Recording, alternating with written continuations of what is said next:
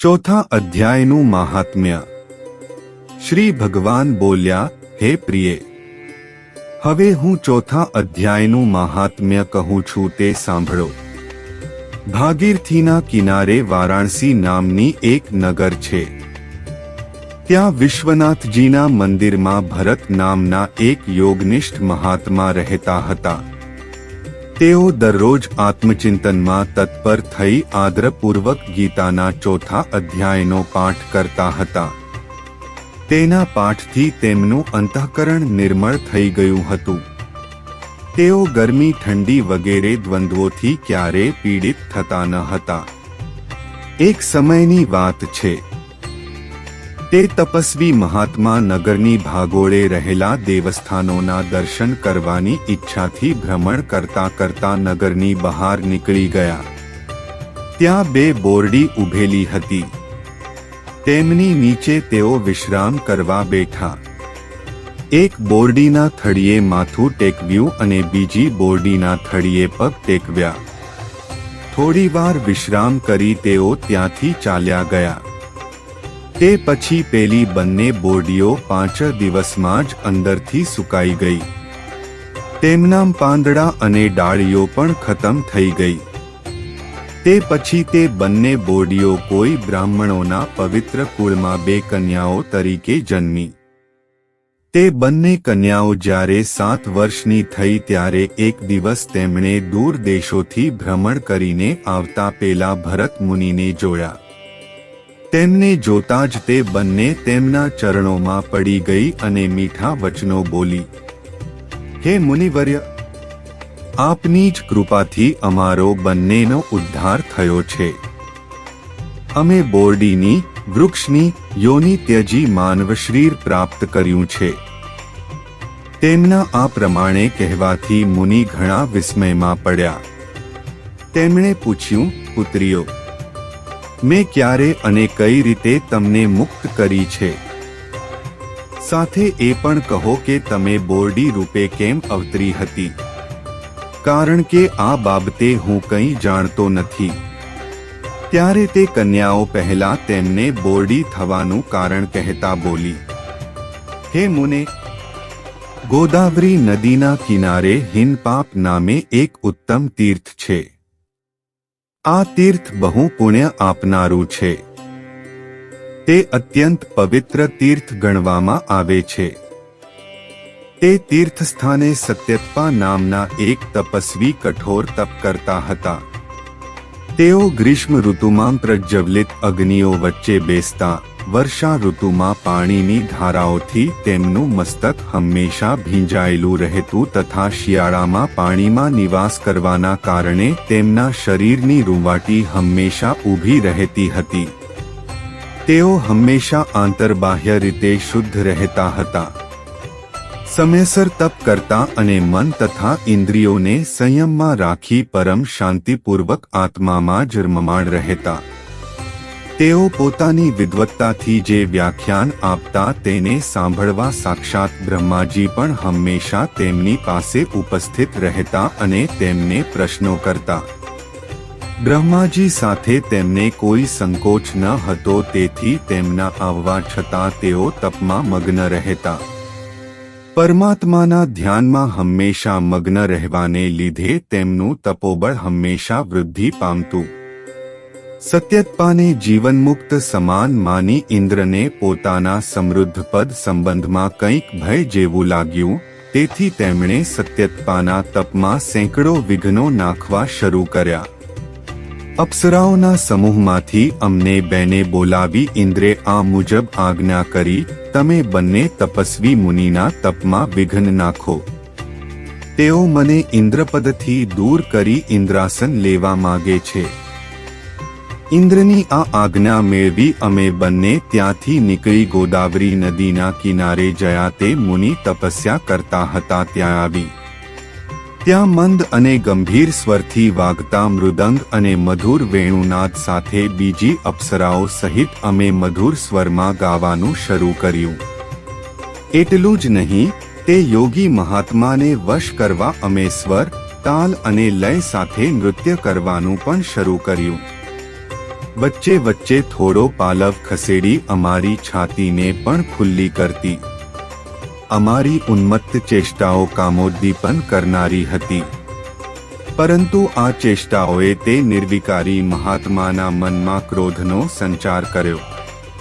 ત્યારે તેમણે હાથથી પાણી છાંટી અમને ક્રોધપૂર્વક શાપ આપ્યો, અરે, તમે બંને ગંગાના કિનારા ઉપર બોરડીઓ થઈ જાઓ. આ સાંભળી અમે ખૂબ જ વિનય સાથે પ્રાર્થના કરી, મહાત્મન, અમે તો પરાધીન છીએ, એથી અમારા વડે જે દુષ્કર્મ થયું છે તે આપ ક્ષમા કરો. આ રીતે અમે મુનિને પ્રસન્ન કર્યા. ત્યારે એ પવિત્ર મુનિએ અમારા શાપોદ્વારનો સમય નક્કી કરતા કહ્યું, ભરત મુનિના આગમન સુધી જ તમારા ઉપર આ શાપ રહેશે. તે પછી તમારો જન્મ મૃત્યુલોકમાં થશે. તમારી પૂર્વસ્મૃતિ જળવાઈ રહેશે. હે મુનિવર, જ્યારે અમે બંને બોરડીના વૃક્ષ રૂપે ઉભેલી હતી ત્યારે આપે અમારી સમીપ પધારી ગીતાના 4th અધ્યાયનો પાઠ કરી અમારો ઉદ્ધાર કર્યો છે. માટે અમે આપને વંદન કરીએ છીએ. આપે માત્ર શાપથી જ નહીં, આ ભયાનક સંસારમાંથી પણ ગીતાના 4th અધ્યાયના પાઠ દ્વારા અમને મુક્તિ અપાવી. શ્રી ભગવાન બોલ્યા. તે બંનેના આ પ્રમાણે કહેવાથી મુનિ ખૂબ જ પ્રસન્ન થયા અને તેમનાથી પૂજા સ્વીકારી વિદાય લઈ જેવા આવ્યા હતા તેવા ચાલ્યા ગયા. તે કન્યાઓ પણ આદર સાથે દરરોજ ગીતાના 4th અધ્યાયનો પાઠ કરવા લાગી, જેથી તેમનો ઉદ્ધાર થયો. 4th અધ્યાય. શ્રી ભગવાન ઉવાચ. ઇમં વિવસ્વતે યોગમ પ્રોક્તવાહં વ્યયમ વિવસ્વાન્મન્વે પ્રાહ મનુરીક્ષ્વાક્વેડ બ્રવીત. 1. શ્રી ભગવાન બોલ્યા, આ અવિનાશી યોગ મેં સૂર્યનો કહ્યો હતો. સૂર્યે પોતાના પુત્ર વૈવસ્વત મનુને કહ્યો અને મનુએ પોતાના પુત્ર રાજા ઇક્ષ્વાકુને કહ્યો. 1. પરંપરા પ્રાપ્તમિમં રાજર્ષયો વિદુઃ કાલેને મહતા યોગો નષ્ટ પરંતપ. 2. હે પરંતપ, આમ પરંપરાથી પ્રાપ્ત આ યોગને રાજર્ષિઓએ જાણ્યો, પણ ત્યારબાદ તે યોગ ઘણા સમયથી આ પૃથ્વીલોકમાં લગભગ લુપ્તપ્રાય થઈ ગયો. 2. સ એવાયમ મયા તેડદ્ય યોગ પ્રોક્તઃ પુરાતન ભક્તોર્ષિ મે સખા ચેતી રહસ્યમ શ્વેતદુત્તમમ. 3. તું મારો ભક્ત અને પ્રિય સખા છે, માટે એ જ આ પુરાતન યોગ આજે મેં તને કહ્યો હે, કેમ કે આ ઘણું ઉત્તમ રહસ્ય છે, ગુપ્ત રાખવા યોગ્ય વિષય છે. 3. અર્જુન ઉવાચ. અપરમ ભવતો જન્મ પરં જન્મ વિવસ્વત કથમેતદ્વિજાનિયા ત્વમાદૌ પ્રોક્તવાનિતિ. 4. અર્જુન બોલ્યા, આપનો જન્મ તો અર્વાચીન હાલનો છે, જ્યારે સૂર્યનો જન્મ તો ઘણો પહેલાનો છે, એટલે કે કલ્પના આરંભે થયેલો છે. તો હું એ વાતને કેમ સમજું કે તમે જ કલ્પના આરંભે સૂર્યને આ યોગ કહ્યો હતો. 4. શ્રી ભગવાન ઉવાચ. બહુની મે વ્યતીતાની જન્માની તવ ચાર્જુન તાન્યહમ વેદ સર્વાણી ન ત્વમ વેત્થ પરંતપ્પા. શ્રી ભગવાન બોલ્યા, હે પરંતપ અર્જુન, મારા અને તારા ઘણા બધા જન્મો થઈ ચૂક્યા છે, એ બધાને તું નથી જાણતો, પણ હું જાણું છું. અજોડપી સન વ્યયાત્મા ભૂતાનામીશ્વરોડપી સન પ્રકૃતિ સ્વામધિષ્ઠાય સંભવામ્યાત્મમાયા. 6.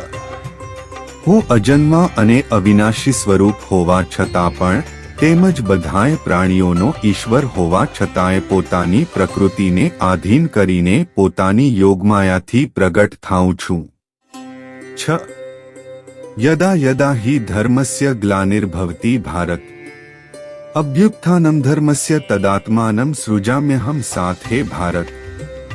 જ્યારે જ્યારે ધર્મની હાનિ અને અધર્મની વૃદ્ધિ થાય છે, ત્યારે ત્યારે હું પોતાના રૂપને સર્જું છું, એટલે કે સાકાર રૂપે લોકો સમક્ષ પ્રગટ થાઉં છું. પરિત્રાણાય સાધુના વિનાશાય ચ દુષ્કૃતા. ધર્મ સંસ્થાપનાર્થાય સંભવામી યુગે યુગે. 8. સાધુ પુરુષોનો ઉદ્ધાર કરવા માટે, પાપકર્મ કરનારાઓનો વિનાશ કરવા માટે અને ધર્મની સમ્યક રીતે સ્થાપના કરવા માટે હું યુગે યુગે પ્રગટ થાઉં છું. 8. જન્મ કર્મ ચ મે દિવ્યમેવં યો વેત્તિ તત્વતઃ ત્યક્ત્વા દેહં પુનર્જન્મ નૈતિ મામેતિ સોડર્જુન. 9. હે અર્જુન, મારા જન્મ અને કર્મ દિવ્ય અર્થાત નિર્મળ અને અલૌકિક છે એમ જે માણસ તત્વથી સર્વશક્તિમાન સચ્ચિદાનંદ ઘન પરમાત્મા અજ અવિનાશી અને સર્વ જીવોની પરમ ગતિ અને પરમ આશ્રય છે, તેઓ કેવળ ધર્મને સ્થાપવા તેમજ સંસારનો ઉદ્ધાર કરવા માટે જ પોતાની યોગમાયાથી સગુણરૂપ ધરીને પ્રગટ થાય છે. માટે પરમેશ્વર જેવું સુહૃદ, પ્રેમી અને પતિત પાવન બીજું કોઈ નથી એમ સમજીને જે માણસ પરમેશ્વરનું અનન્ય પ્રેમથી નિરંતર ચિંતન કરતો આસક્તિ વિના સંસારમાં વર્તે છે, એ જ એમને તત્વથી જાણે છે, જાણી લે છે, તે દેહ છોડીને પુનર્જન્મ નથી પામતો પણ મને જ પામે છે. 9. વિતરાગ્ભ્ય ક્રોધા મન્મયા મામુપાશ્રિતા બહવો જ્ઞાનતપસા પૂતા મદભાવ માગતા 1-0. જેમના રાગ, ભય તથા ક્રોધ સંપૂર્ણપણે નાશ પામી ચૂક્યા હતા તેમજ જેઓ મારામાં અનન્ય પ્રેમભાવે સ્થિત રહેતા હતા, એવા મારે આશરે રહેનારા ઘણાય ભક્તો આ પહેલા પણ ઉપર કહેલા જ્ઞાનરૂપી તપ વડે પવિત્ર થઈને મારા સ્વરૂપને પામી ચૂક્યા. યે યથામાં પ્રપદ્યન્તે તાંસ્તથૈવ ભજામ્યહં મમ વર્ત્યાનુવર્તતે મનુષ્યા પાર્થ સવેશ 1-1. હે પાર્થ, જે ભક્તો મને જેવા ભાવથી ભજે છે, હું પણ તેમને એવા જ ભાવથી ભજું છું, કેમ કે સૌ મનુષ્યો સર્વ રીતે મારા જ માર્ગને અનુસરે છે. 1-1. કાવ્યક્ષંતઃ કર્મણા સિદ્ધિ યજંત ઇહ દેવતા ક્ષિપ્રહિ માનુષે લોકે સિદ્ધિર્ભવતી કર્મજા. 1-2. આ મનુષ્યલોકમાં કર્મોના ફળને ઈચ્છનારા માણસો દેવતાઓનું પૂજન કરતા રહે છે, કેમ કે એમને કર્મોથી ઉત્પન્ન થનારી સિદ્ધિ સત્વરે મળે છે. 1-2. ચાતુર્વર્ણ્ય મયા સૃષ્ટ ગુણકર્મ વિભાગશ તસ્ય કર્તારમપીમાં વિદ્ધય કર્તારમ વ્યયમ. 1-3. બ્રાહ્મણ, ક્ષત્રિય, વૈશ્ય અને શૂદ્ર આ 4 વર્ણોનો સમૂહગણ અને કર્મોના વિભાગ પ્રમાણે મારા દ્વારા સર્જાયેલો છે. આ પ્રમાણે એ સૃષ્ટિર્ચના વગેરે કર્મોનો કરતા હોવા છતાં પણ મુજ અવિનાશી પરમેશ્વરને તું વાસ્તવમાં અકર્તા જ જાણ. 1-3. ન માં કર્માણી લિંપંતી ન મે કર્મફલે સ્પૃહા ઇતિમાં યોભિજાનાતિ કર્મભીર્ન સબધ્યતે. 1-4. કર્મોના ફળમાં મારી સ્પૃહા નથી, માટે મને કર્મો લિપ્ત નથી કરતા. આ પ્રમાણે જે મને તત્વથી જાણી લે છે, તે પણ કર્મોથી નથી બંધાતો. 1-4. એવં જ્ઞાત્વા કૃતમ કર્મ પૂર્વેર્પી મુમુક્ષુભ્ય કુરુ કર્મેવ તસ્માત્વ પૂર્વે પૂર્વતરમ કૃતમ. 1-5. પૂર્વકાળના મુમુક્ષુઓએ પણ આ પ્રમાણે જાણીને જ કર્મો કર્યા છે, માટે તું પણ પૂર્વજો વડે સદાકાળથી આચરવામાં આવેલા કર્મોને જ કર. 1-5. કી કર્મ કિમ કર્મેતિ ક્વયોડપ્યત્ર મોહિતા તત્તે કર્મ પ્રવક્ષ્યામિ યજ્ઞાત્વા મોક્ષસે શુભા. 1-6. કર્મ શું છે અને અકર્મ શું છે એનો નિર્ણય કરવામાં બુદ્ધિશાળી પુરુષો પણ મોહિત થઈ જાય છે, માટે તે કર્મતત્વ હું તને સમ્યક રીતે સમજાવીને કહું છું, જેને જાણીને તું અશુભથી એટલે કે કર્મબંધનમાંથી મુક્ત થઈ જઈશ. 1-6. કર્મણો હ્યપી બોદ્ધવ્યમ બોદ્ધવ્યમ ચ વિકર્મણ અકર્મણશ્વ બોદ્ધવ્યમ ગહના કર્મણો ગતિય. 1-7. કર્મનું સ્વરૂપ પણ જાણવું જોઈએ અને અકર્મનું સ્વરૂપ પણ જાણવું જોઈએ, તેમજ વિકર્મનું સ્વરૂપ પણ જાણવું જોઈએ, કેમ કે કર્મની ગતિ અતિ ગહન છે. 1:7 કર્મણ્ય કર્મ યહ પશ્યેદ કર્મણિ ચ કર્મ યહ સબુદ્ધિમાન મનુષ્યેષુ સંયુક્તઃ કૃષ્ણ કર્મકૃત. 1:8 જે માણસ કર્મમાં અકર્મ જુએ છે અને જે અકર્મમાં કર્મ જુએ છે એ માણસ સઘળા માણસોમાં બુદ્ધિશાળી છે, તેમજ એ યોગી સમસ્ત કર્મો કરનારો છે. 1:8 યસ્ય સર્વે સમારંભાઃ કામ સંકલ્પ વર્જિતા જ્ઞાનાગ્નિદગ્ધ કર્માણમ તમાહુ પંડિતમ બુધા. 1:9 જેના સર્વ શાસ્ત્ર સંમત કર્મો કામના કે સંકલ્પ વિના થાય છે તથા જેના બધાય કર્મો જ્ઞાનરૂપી અગ્નિ વડે બળી ગયા છે એ મહાપુરુષને જ્ઞાનીજનો પણ પંડિત કહે છે. 1:9 ત્યક્ત્વા કર્મફલાસ્ડુ નિત્યતૃપ્તો નિરાશ્રયા કર્મણ્યભિપ્રવૃત્તોડપી નૈવ કિંચિત કરોતિ સ. 2:0 જે માણસ સર્વ કર્મો પ્રત્યેની તેમજ એમના ફળ પ્રત્યેની આસક્તિને બધી રીતે ત્યાગીને સંસારના આશ્રયથી રહિત થઈ ગયો છે તથા પરમાત્મામાં સદાય તૃપ્ત છે, તે કર્મોમાં યોગ્ય રીતે વર્તતો હોવા છતાં પણ વાસ્તવમાં કંઈ જ નથી કરતો. 2:0 નિરાશીર્યત ચિત્તાત્મા ત્યક્ત સર્વ પરિગ્રહ શારીરમ કેવલમ કર્મ કુર્વન્ના પ્રોતિ કિલ્બિષમ. 2:1 જેને કશાયની ખેવના નથી, અંતઃકરણ અને ઇન્દ્રિયો સહિત જેણે શરીર જીત્યું છે તેમજ સઘળી ભોગોની સામગ્રીનો જેણે પરિત્યાગ કરી દીધો છે એવો સાંખ્યયોગી કેવળ શરીર સંબંધી કર્મ કરતો હોવા છતાં પણ પાપને નથી પામતો. 2:1 યદંછાલાભ સંતુષ્ટો દ્વંદ્વાતીતો વિમત્સર સમઃ સિદ્ધાવ સિદ્ધૌ ચ કૃત્વાપી ન નિબધ્યતે.